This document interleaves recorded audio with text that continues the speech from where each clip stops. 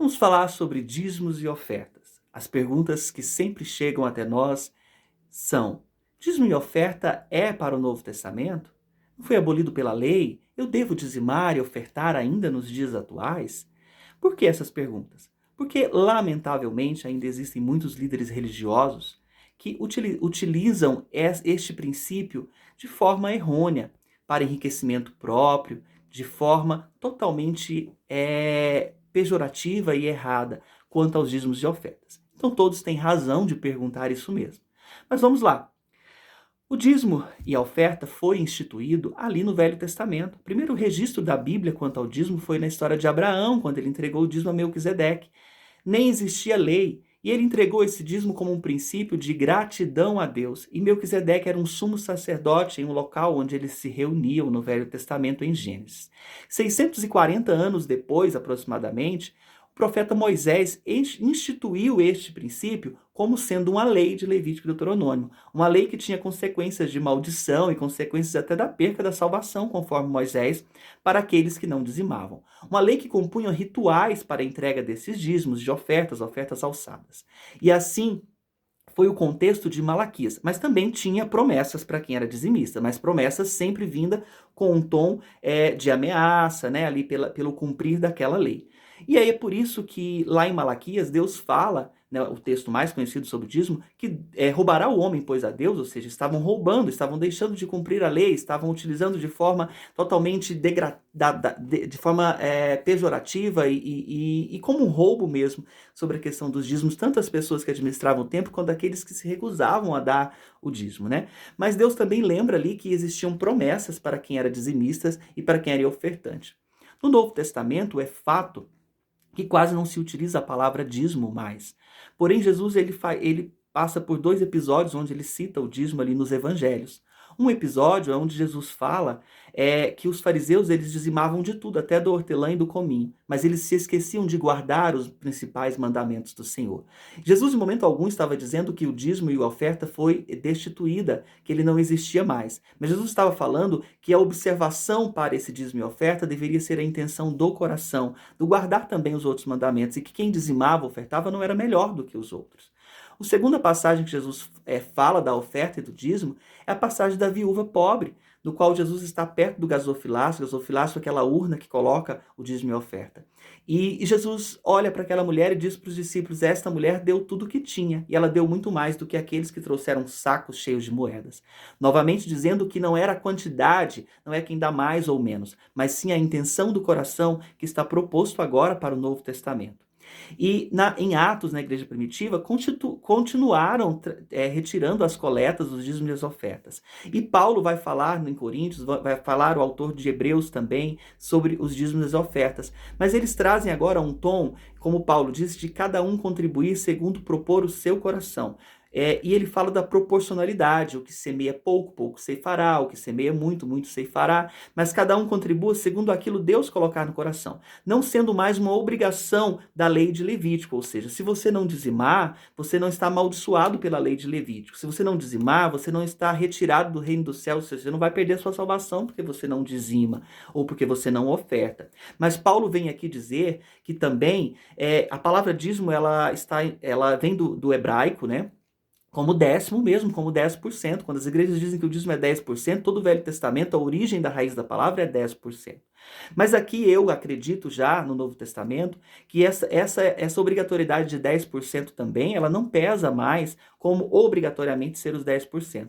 Mas quando Paulo fala da generosidade, da proporcionalidade, e não dar com avareza também, que Paulo está dizendo, e segundo Deus propõe no coração, eu digo que não está errado as igrejas utilizarem o 10% como referência. Referência para quê? Referência exatamente para a sua generosidade. Você ganha R$ 1.000, 10% é 100. E aí você dá R$ 1, R$ 2 de oferta. Você está sendo avarento. Então, se eu tenho esses 10% para o meu princípio, o meu coração, como uma referência de generosidade e avareza, isso é o que eu trago para a minha vida no meu dia a dia, quando eu vou dizimar e quando eu vou ofertar. Então, esses 10%, ele seria essa referência, na minha opinião. Ok? E agora, ele não é mais lei, você não vai ser amaldiçoado, não vai deixar de ir para o inferno. Então, o que diz isso? O dízimo e a oferta, ele é um princípio que Paulo reforça, que é aquele que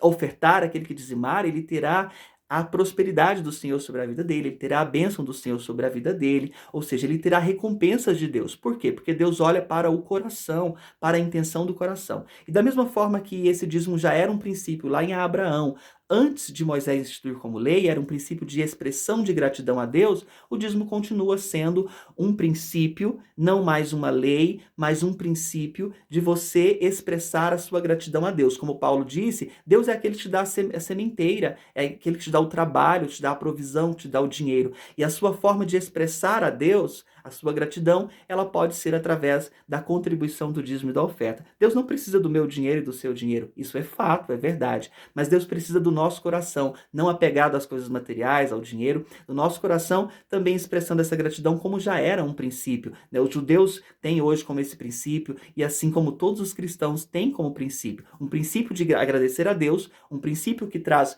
prosperidades e bênçãos sobre a minha vida para quem é dizimista e ofertante. Só quem é dizimista e ofertante sabe o quanto Deus o honra quando nós temos isso, essa fé, essa crença no nosso coração. Mas também é um princípio, no Velho Testamento, esse dízimo e oferta era para sustentar os sacerdotes, o templo, os levitas, aqueles que cuidavam ali do templo, e também para sustento da viúva e dos pobres. No Novo Testamento, continuou sendo para esse princípio. O apóstolo Paulo não quis ser sustentado pela obra, e ele trabalhava, tecia, né, as suas redes para que ele tivesse o seu sustento. Mas o apóstolo Paulo ensinou a todo momento esse princípio, né, para ajudar aquelas pessoas que são necessitadas entre os irmãos da igreja, né, que enquadraria as viúvas, os pobres, as minorias, aqueles que não precisam. Qual que é o princípio? Se você tem para dar e Deus te abençoou, então você dá e contribui. Se você não tem hoje para dar, você é a pessoa que vai ser abençoada de repente com aquela contribuição, aquele dízimo, aquela oferta, através das ações sociais da igreja. E onde eu devo dizimar? Obviamente, no templo que você escolheu para ser igreja, para ser ajuntamento, para fazer parte, porque é este templo que está sendo a referência neste momento de te alimentar, te edificar, de ser igreja para você. Mas só oferte e dizime neste templo quando você confiar e ter certeza da transparência no qual está sendo administrado esses dízimos e ofertas. Se não é transparente, se não está administrando, está usando para enriquecimento próprio, você tem toda a liberdade de não ser amaldiçoado e não dizimar e não ofertar naquele lugar e escolher um outro templo que você realmente confie, que esteja edificando a sua vida.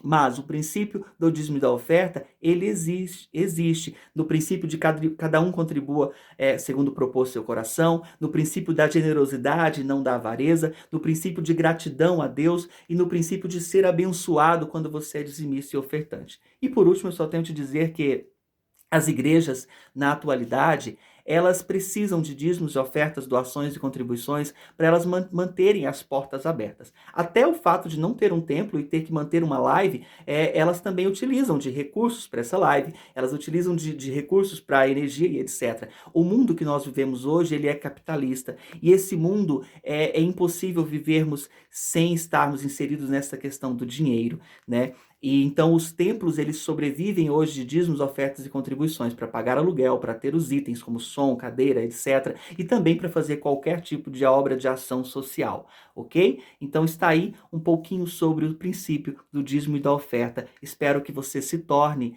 um dizimista e um ofertante na igreja que você congrega. E se você por acaso congrega na igreja eclésia, eu te convido a fazer parte desse princípio que traz prosperidade e bênçãos para você e que também ajuda este templo a se manter de pé. Que Deus te abençoe com medida recalcada, transbordante, 100 vezes mais, segundo propor aquilo no seu coração. Porque Deus ama aquele que dá com alegria e não por tristeza, por necessidade ou por obrigação. Um beijo a todos.